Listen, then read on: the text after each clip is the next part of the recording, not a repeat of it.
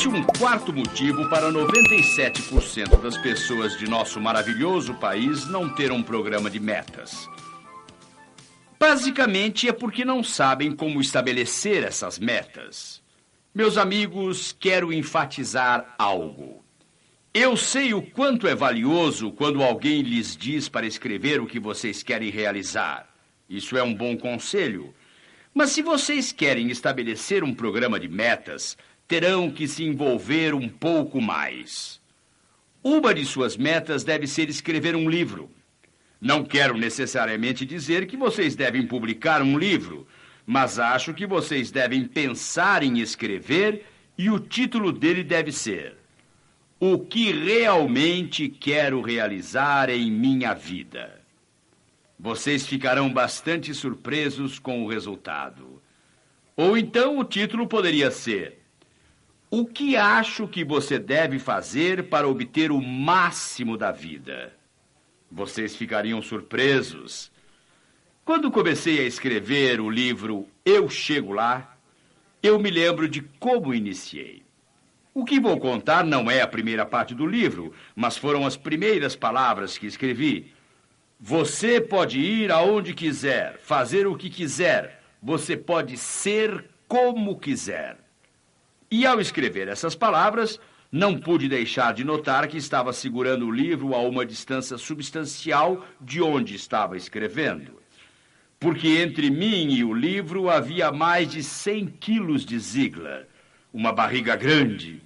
E me ocorreu a ideia de que um desses dias eu daria um encontrão com um de vocês magrinhos e já podia imaginar vocês me apontando o dedo, olhando para mim e dizendo: Ziegler, você acredita mesmo nessas coisas que escreve?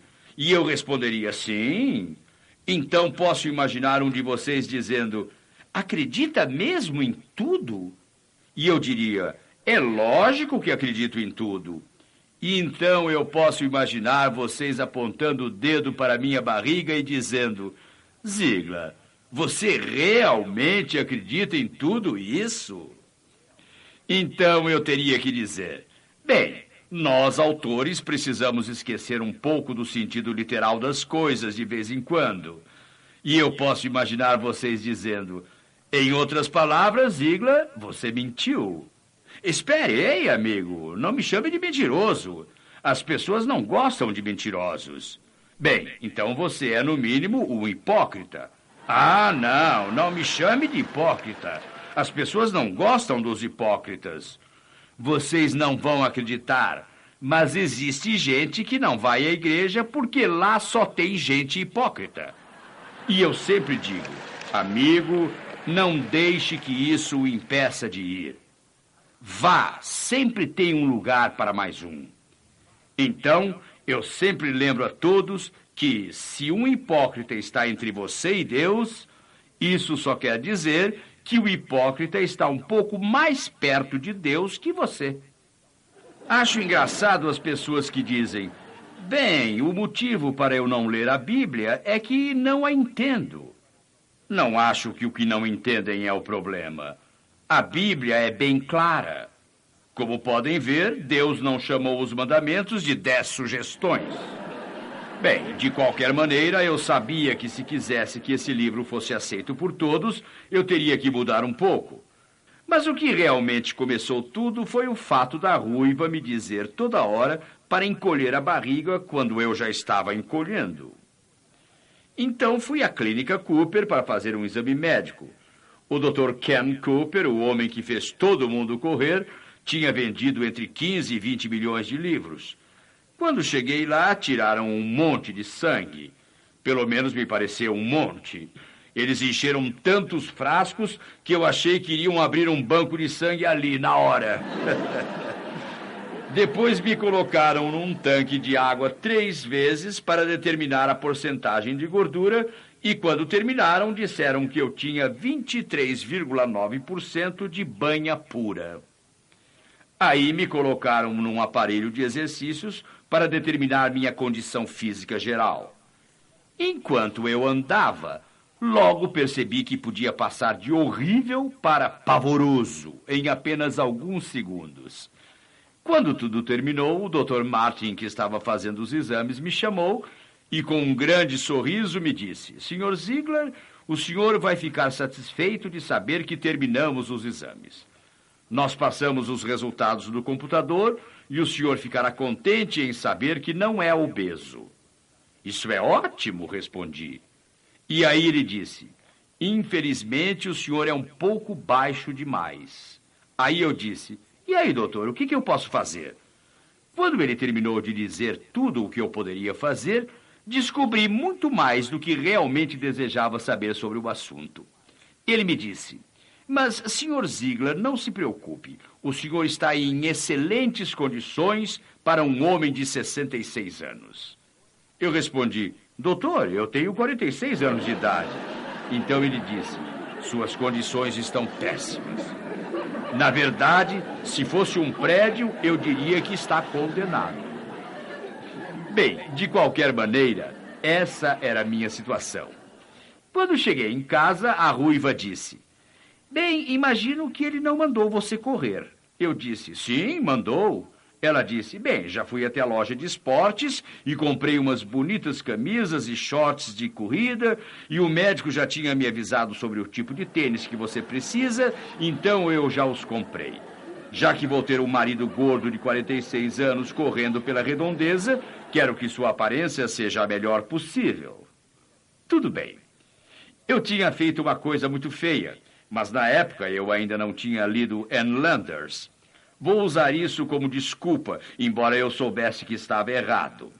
Sabe, Anne disse que não se deve roubar páginas das revistas dos outros. Mas havia uma revista no escritório do Dr. Cooper. Era uma revista velha e tinha uma propaganda de cuecas Jockey. Não sei se vocês já leram essa propaganda, mas se não, devem pelo menos olhar as fotos. Vocês descobrirão imediatamente que eles não colocam cuecas Jockey em rapazes gordos. Pelo menos eles não têm nenhum pneu na cintura. Pendurei essa foto no meu banheiro e disse: esse é o meu herói. É assim que eu vou ficar. Na manhã seguinte, quando o relógio tocou às 5:30, lembrem-se, as pessoas negativas chamam isso de despertador. Mas quando soa o alarme do banco, você fica com medo e acha que ele está sendo assaltado. Você se assusta se ouve um alarme no hotel porque acha que há um incêndio. E quando você escuta esse som de manhã, deve ficar contente porque significa que você está acordado. Sabem, algumas pessoas não acordaram hoje de manhã. De qualquer maneira, aquele relógio tocou às 5:30 da manhã. Saí da cama, vesti minha elegante roupa esportiva, saí pela porta da frente e corri um quarteirão. No dia seguinte, fiz um pouco melhor. Corri um quarteirão mais uma casa. No dia seguinte, um quarteirão e 2 casas. Então, um quarteirão e 3 casas. Depois, um quarteirão e 4 casas. Lembro-me do primeiro dia que consegui dar a volta no quarteirão. Voltei e acordei toda a família dizendo: sabem o que o papai fez? Então, um dia corri meia milha, depois 1, 2, 3, 4 e então 5. Comecei a fazer abdominais. No começo só consegui fazer 8, depois 10, 12, 50, 100 e cheguei a 200. Quanto à flexão de braço, primeiro só 6, depois 8, depois 10, então 20 e depois 40. Em 10 meses, consegui emagrecer quase 20 quilos. Minha cintura ficou mais fina. Bem, de qualquer forma, conto essa história porque envolve cada princípio do estabelecimento de metas e a realização delas. E logo voltarei a falar sobre esse assunto. Mas agora vamos ser bem práticos. Vamos falar sobre como você pode fazer isso. Novamente, o seu planejador de desempenho. Como devem estar lembrados, vocês têm permissão para fazer cópias do folheto que acompanha as fitas. Então, não existe nenhuma desculpa para não fazer isso. Vocês realmente precisam do folheto para que isto funcione. O processo de estabelecimento de metas, passo a passo. Vou primeiro dar a má notícia. É que isso leva tempo. De fato, para juntar as metas são necessárias entre 10 e 20 horas. Sei que isso amedronta muito as pessoas. Essa é a má notícia.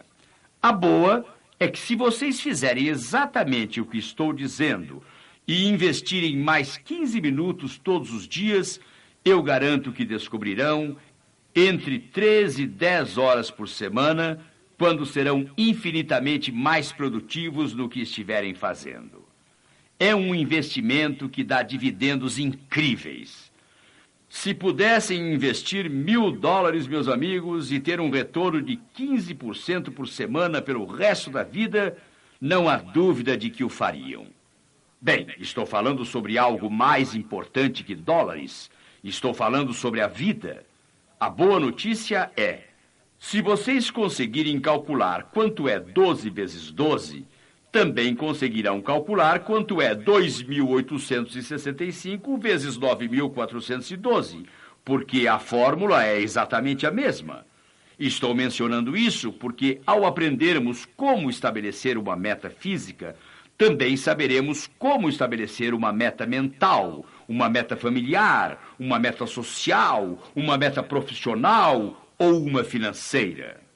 Saberemos como estabelecer todas essas metas.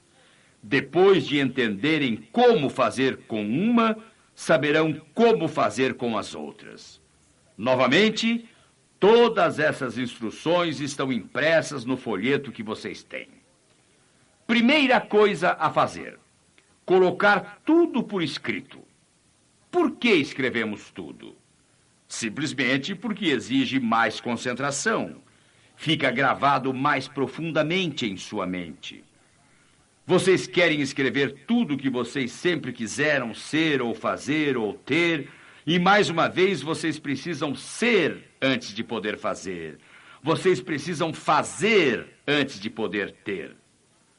Outra vez, eu nunca lhes direi que é fácil, porque não é. Mas também vou enfatizar que se forem duros consigo mesmos, a vida será muito mais fácil para vocês. Quando vocês se disciplinam a fazer o que vocês precisam fazer, quando precisam fazer, chegará o dia em que poderão fazer as coisas que querem, quando quiserem. Não posso provar isso, embora acredite que seja verdadeiro. O maior benefício que vem de um programa de metas é o direcionamento específico de seu lado esquerdo do cérebro. Ou seja, quando vocês sabem exatamente o que querem fazer, exatamente onde querem chegar, quando existe um plano em sua vida, isso libera o lado direito criativo do cérebro. E então as ideias, os métodos e procedimentos virão à sua mente. A imaginação criativa é liberada quando se dá uma direção ao lado esquerdo do cérebro. Essa é uma das razões para, se é que ainda não deram o passo 2, vocês se sentarem e escreverem o que querem ser, fazer ou ter. Se já fizeram isso, posso garantir totalmente que será a melhor hora que já despenderam na sua vida. Muitas vezes, quando digo escreva tudo o que quer ser, fazer ou ter, muita gente diz automaticamente, e isso tem a ver com nossos negativismos em relação à vida, não ao marketing de rede. Ziglar vai me levar 3 dias para escrever tudo o que quero ser ou fazer ou ter. Isso não é verdade. Vocês terão 98% anotado dentro de 1 hora. Em seguida, esperem entre 24 e 48 horas. Durante esse intervalo, vocês se lembrarão de outras coisas. Mantenham consigo seu planejador de desempenho para poder anotar tudo. Além disso, você deve criar uma folha que chama Folha das Ideias Loucas. É para isso mesmo, para anotar as ideias loucas. No final das 48 horas, não mais que isso, revejam a lista no final das anotações. Escrevam as palavras por quê. Por que quero ser ou fazer ou ter. É aqui que a coisa fica séria. Porque, vejam, vocês incluíram em sua lista muitas coisas que no momento são totalmente irreais. Não no futuro, mas no presente. Vocês incluíram muitas coisas quanto às quais não podem fazer nada no momento, mas é importante que sejam incluídas. Vocês precisam examinar a lista e perguntar por quê. E se não conseguirem articular em uma sentença por que querem ser, ou fazer, ou ter, então, no momento, vocês eliminam isso da lista. O objetivo, nesse momento, é descobrir o que querem fazer agora. Meu amigo Lou Holtz fez uma palestra chamada Vencer, que trata principalmente de o que é importante agora. E isso é muito importante. O que é importante agora? Após as 48 horas, vocês terão incluído e eliminado muitas coisas. Em seguida, vocês precisam classificar suas metas, examinar toda a lista. Numa reunião de estabelecimento de metas, eu digo que uma meta de curto prazo é alcançada em 1 mês. Uma meta intermediária é alcançada em 6 meses. Uma meta de longo prazo é alcançada em 1 ano. No marketing de rede, a situação é diferente. Acredito que sua meta de curto prazo seja de 1 ano, sua meta intermediária 3 anos e a meta de longo prazo levará mais de 3 anos. Então, vocês precisam verificar o equilíbrio.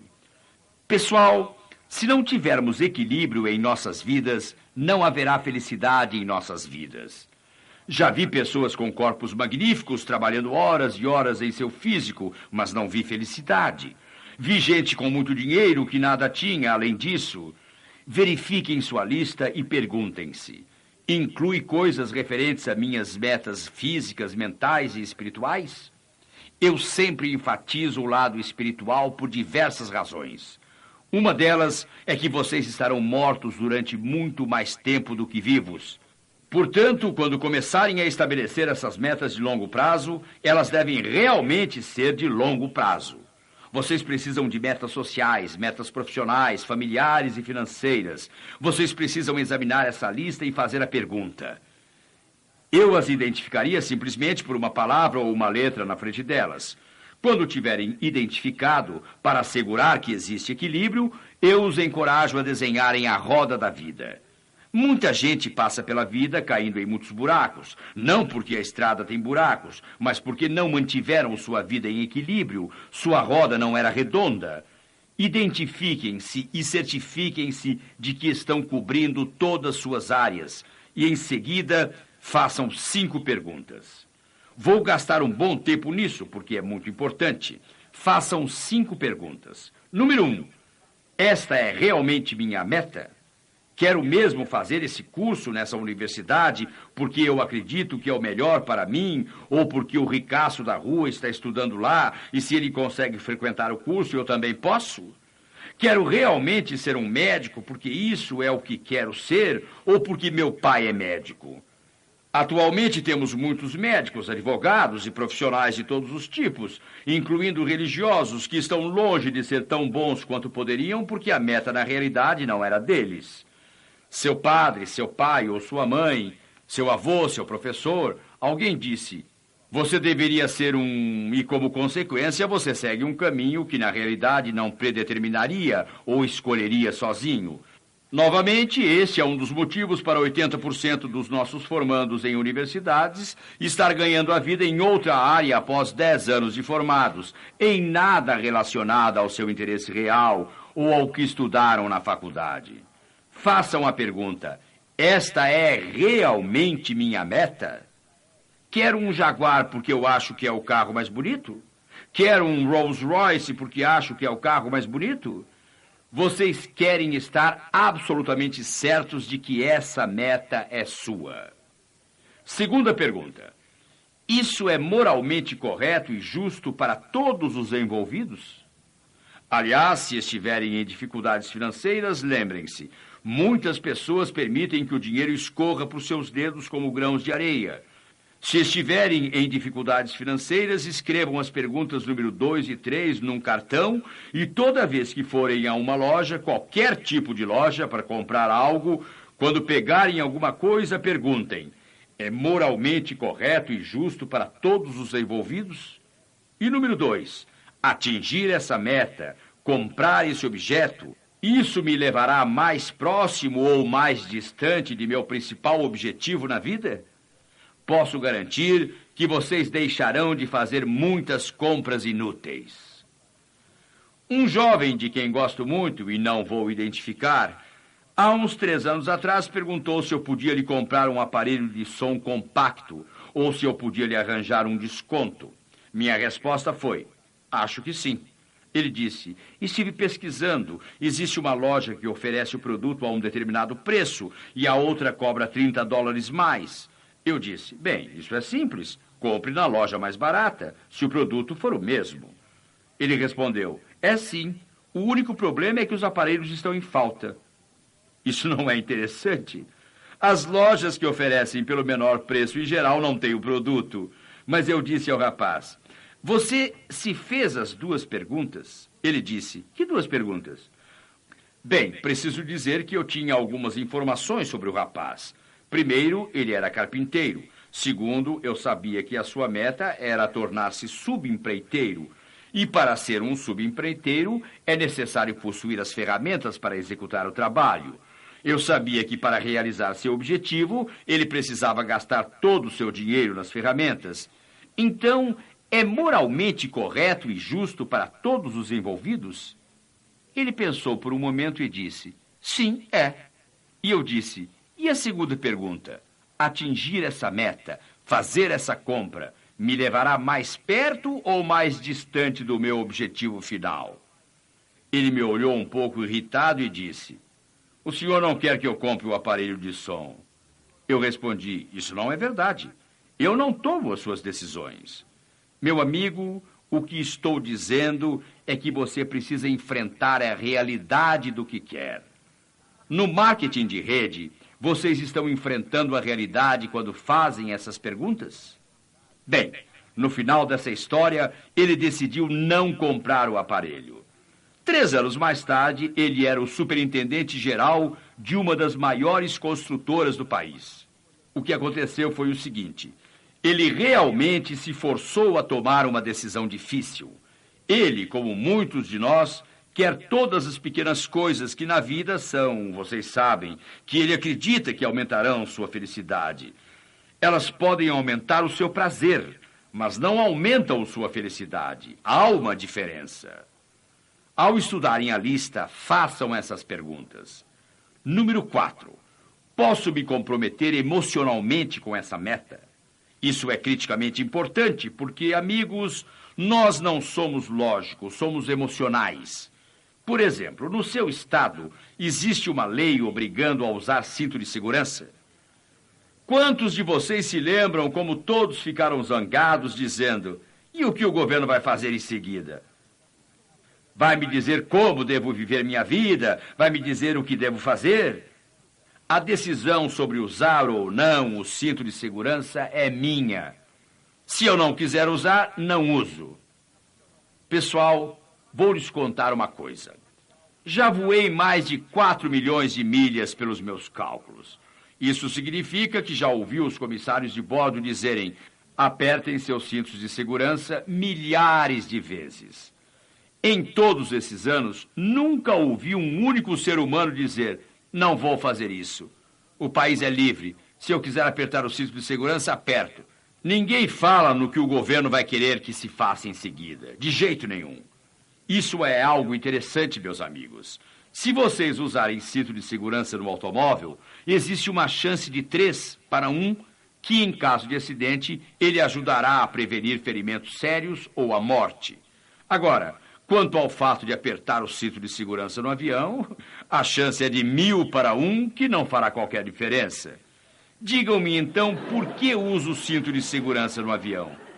Podem ter certeza, eu uso sim. Não só coloco o cinto de segurança, como uso durante todo o voo. Eu realmente faço isso. Quero todas as chances a meu favor. E o que estou fazendo é algo que acredito ser muito importante. Isso aumenta as suas chances quando vocês estiverem emocionalmente envolvidos. Vou falar mais uma vez sobre o medo. Por exemplo, muita gente não faz nada porque tem medo. Existe medo saudável e medo não saudável. Entendam, tenho muito medo de desafiar Mike Tyson em uma esquina escura em uma noite sem estrela. Isso seria uma coisa boba de se fazer. Acho que morreria de medo se tivesse que fazer isso. Esse é o medo saudável. Mas sabem, muita gente não faz nada por causa do medo não saudável. Por exemplo, entrei num avião tarde da noite vindo de Minneapolis. Quando entrei naquele avião, eu sabia perfeitamente que existia um certo risco em entrar nele, porque alguns aviões aterrissam mais rapidamente do que decolam. Quero enfatizar que existe risco para o avião também, mas quero deixar bem claro, existe muito mais risco para o avião quando ele está em terra. Já perceberam, meus amigos, que se um avião ficar em terra, se não sair de lá, ele vai enferrujar e se desgastar mais rapidamente lá parado do que voando? Aviões são construídos para voar. Vocês se expõem a um certo risco quando se associam ao marketing de rede.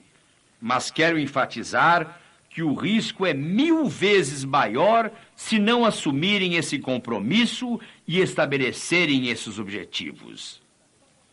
Oliver Wendell Holmes estava muito certo quando disse: o maior risco na América, ou a grande perda da América, não é a destruição de seus recursos naturais, embora seja muito grande. A maior perda é a perda dos recursos humanos, porque o homem e a natureza são exatamente opostos. Usa-se os recursos naturais da natureza extinguindo-os, mas extingue-se os recursos naturais do homem quando deixamos de usá-los. E a menos que vocês tenham um compromisso, um sentido de direção e objetivos em sua vida, não serão as pessoas que são capazes de ser. Acredito que intelectualmente serei capaz de atingir essa meta? Na realidade, a menos que exista o compromisso emocional e a menos que vocês acreditem que podem conseguir, estarão em grande desvantagem.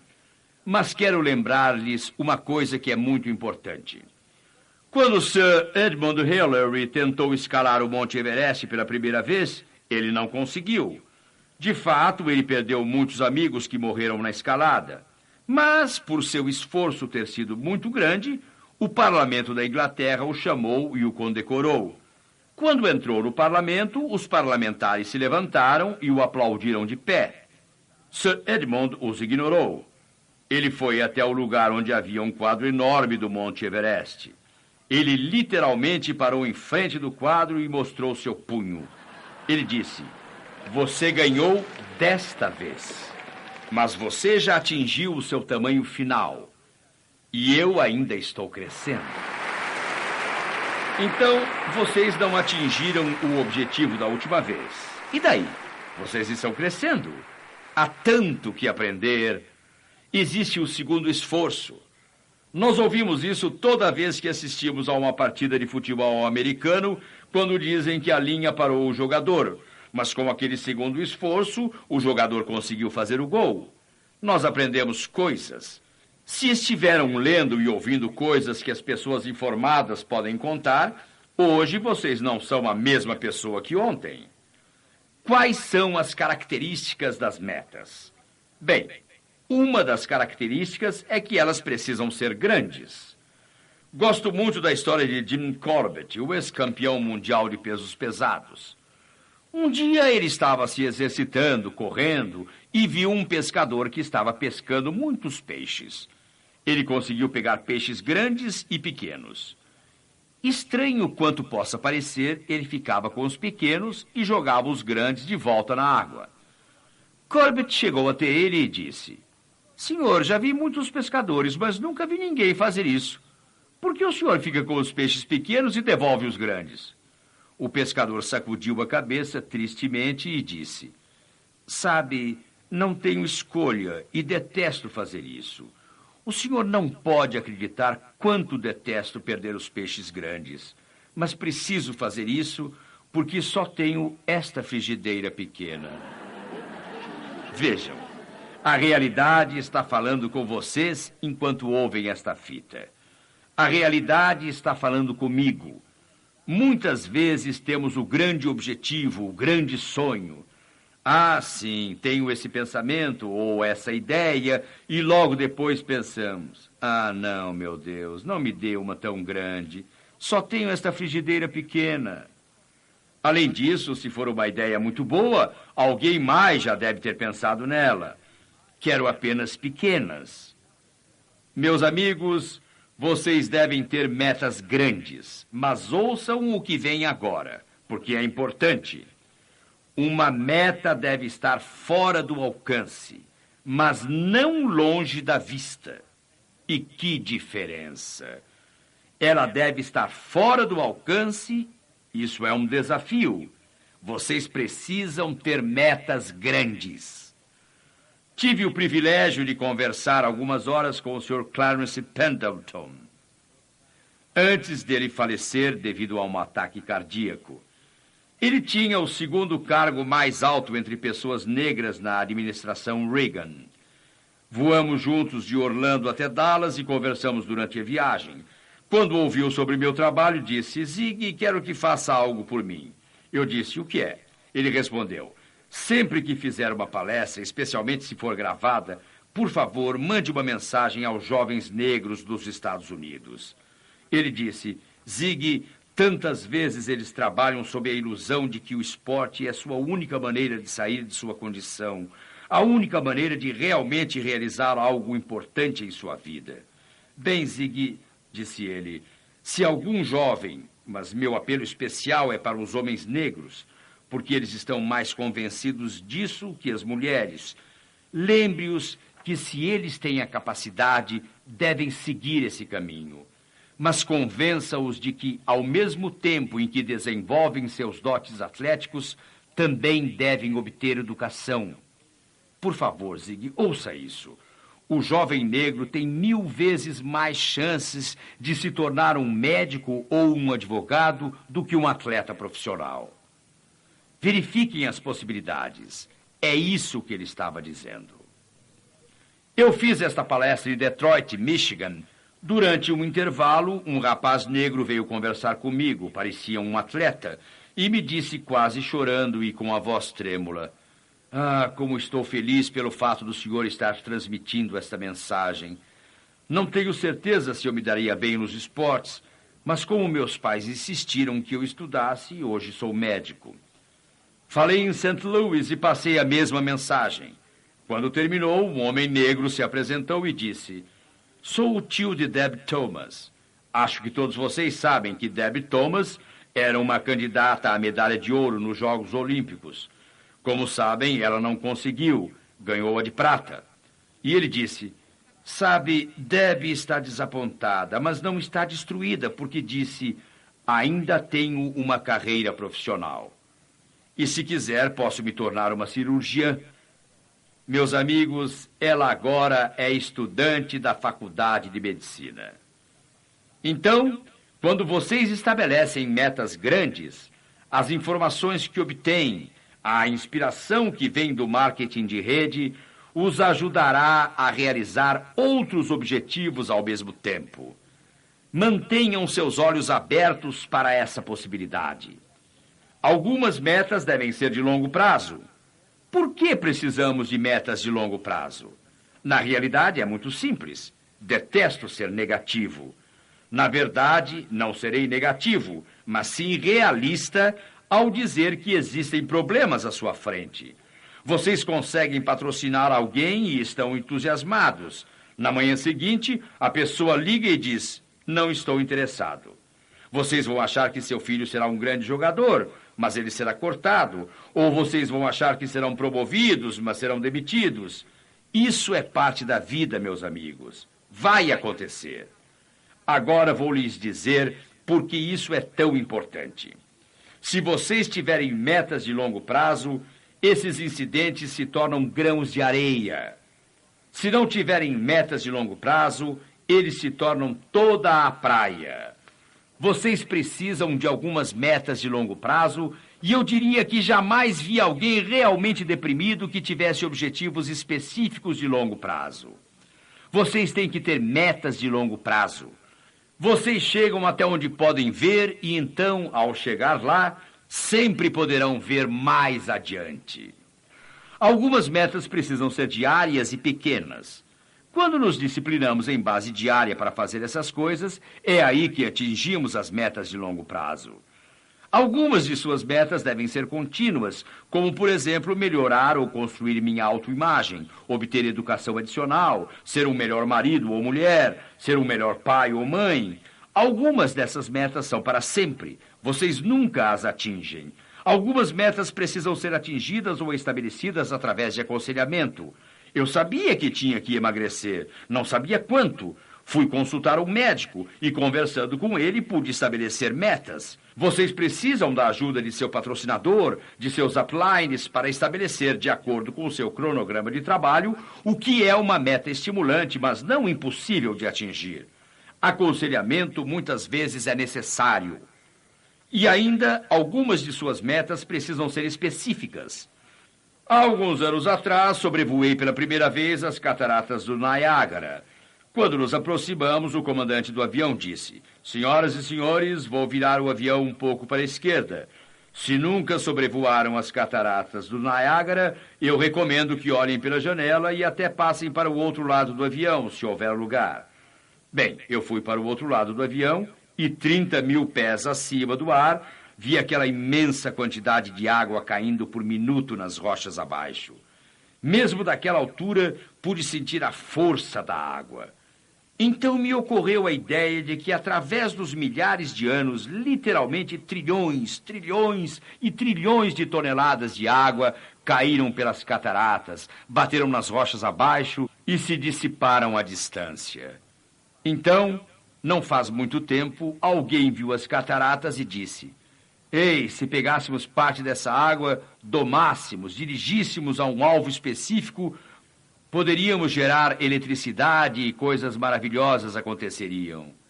Desde então, eles literalmente produziram dezenas de trilhões de dólares, iluminaram residências, escolas e fábricas, educaram crianças, fizeram enormes pesquisas, e tudo foi possível porque domaram a força. Quero dizer com a maior ênfase possível: vocês têm que ter essas metas, mas precisam domá-las. Vocês têm que se comprometer com as metas. Vocês têm que se focalizar e mirar o alvo. Agora que já eliminamos algumas metas, precisamos ser práticos. Precisamos selecionar 4 metas para a nossa atividade diária. Bem, por que seleciono 4 metas? Simplesmente porque são as metas em que posso trabalhar durante a atividade diária. Será que só tenho 4 metas? É lógico que não. Tenho muito mais do que 4 e vocês também terão. Mas eu trabalho nessas 4 todos os dias, sem falhar. Em seguida, vocês devem marcar as outras metas no seu planejador de desempenho para referência semanal. Em outras palavras, revejam sempre essas metas. Por exemplo, no momento estou escrevendo 3 livros. Vocês poderão dizer: "Escrevendo 3 livros ao mesmo tempo, Ziegler?" Sim, vou contar como escrevo um livro. 5 anos atrás, antes de começar a escrever, começo coletando materiais. Sei em que assunto estou escrevendo e tenho os arquivos. Quando começo a escrever o livro, tenho centenas e centenas de informações sobre o assunto. Posso não despender mais que 1 minuto por semana nesses livros, mas estou consciente do assunto. Eu recorto, arquivo e é sobre isso que estou falando. Vocês devem destacar as metas que também querem rever uma vez por semana e se fazer a pergunta crítica: atingir essas metas me trará sucesso? Em outras palavras, se eu atingir todas as metas que escrevi, serei feliz? Serei saudável? Serei razoavelmente próspero? Sentirei segurança? Terei amigos? Terei paz de espírito? E terei bons relacionamentos familiares? Obviamente, como cristão, não acredito que posso ter paz de espírito até ter resolvido completamente a questão da eternidade. Quando essa tiver sido resolvida, vocês terão uma chance muito maior de ter paz de espírito. Façam uma revisão de todas as suas metas em base trimestral. Agora quero enfatizar uma coisa. Tudo isso parece levar muito tempo. Prometo-lhes que não é assim. É um investimento que traz enorme retorno. Levará as primeiras 10 a 20 horas, mas então 15 minutos por dia serão suficientes. Além disso, quero enfatizar que enquanto vocês trabalham em suas metas usando esse processo, agora, qual é o processo? Bem, o processo é o que estivemos falando todo esse tempo. Vocês escreveram o que querem. Vocês colocaram os benefícios obtidos se as metas forem atingidas. Vocês fizeram todas aquelas 7 coisas. Novamente, o folheto está em seu planejador de desempenho. Entretanto, se sua meta for criar crianças positivas, obter melhor educação, comprar um carro novo, tornar você o melhor vendedor, perder 20 quilos, obter um aumento grande, comprar uma casa nova, isso não faz diferença. Não importa a meta. Deve-se trabalhar todas elas usando o mesmo processo. No planejador de desempenho, nós lhe damos alguns exemplos. No folheto que receberam, damos 2 exemplos. Um para perder peso, outro para uma meta nebulosa, obter melhor educação. Mas os passos, meus amigos, são exatamente os mesmos. Agora vem uma ideia muito importante. Contem suas metas de desistência a todos, mas contem suas metas de desenvolvimento somente às pessoas que, em sua opinião, dividirão seu entusiasmo em relação à meta. O que é uma meta de desistência? Vou deixar de comer demais, vou deixar de fumar, vou deixar de beber, vou deixar de usar palavrões, vou deixar de chegar atrasado, vou deixar de ser negativo. Quando você tem metas de desistência, conte a todos que é este o seu objetivo. Todos lhe darão apoio e estimularão você. Mas quando se tratar de metas de desenvolvimento, vou escrever um livro de sucesso ou vou ser o melhor, bem, a outra pessoa poderá pensar, ei, eu é que vou ser o melhor. E uma das coisas que posso fazer é acabar com a festa desse aí. Contem suas metas de desenvolvimento ao seu patrocinador, ao seu upline, a pessoas desse tipo. Não as dividam com qualquer pessoa que encontram, porque os outros podem não estar tão emocionados, tão entusiasmados quanto vocês. Agora quero enfatizar um ponto.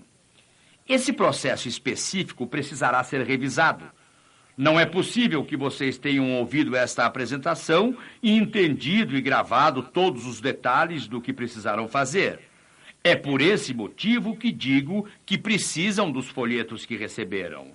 Eles se transformam em disciplinadores. E isso é muito importante, porque a disciplina, amigos, é a chave de tudo o que falamos. Agora, como atingir essas metas será o assunto de nossa próxima apresentação. Esta é a parte prática. E, no entanto, ela é muito importante porque vocês precisam fazer o inventário, precisam saber onde se encontram. E é por esse motivo que o aconselhamento é muitas vezes importante. Quando deixei Minneapolis ontem para vir para Dallas, se o piloto do avião achasse que nós estávamos em Denver, nunca teríamos chegado a Dallas. Quando vocês examinam suas metas com cuidado, o inventário na determinação de onde se encontram é importante. Vocês precisam saber onde se encontram para poder chegar aonde querem. E eu lhes prometo, na próxima apresentação, vocês ficarão muito entusiasmados quanto a atingir suas metas, quanto ao seu otimismo, seu entusiasmo e sua confiança. E tudo o mais será construído. Entendam, vocês nasceram para vencer, mas para ser os vencedores que vocês nasceram para ser, vocês precisam se preparar para vencer. E assim, somente então, podem esperar vencer.